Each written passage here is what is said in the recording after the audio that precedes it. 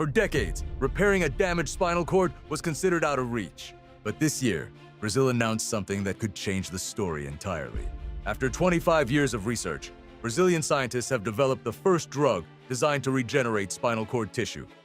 Not just manage symptoms, but actually rebuild what was lost. Early clinical trials are already surprising doctors.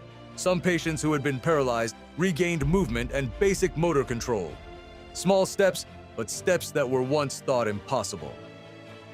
The treatment works by encouraging nerve cells to grow again and repairing damaged tissue.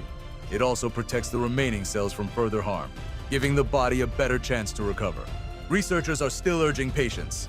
They need more time to understand long-term safety and how far this recovery can go. But the early signs have sparked real hope.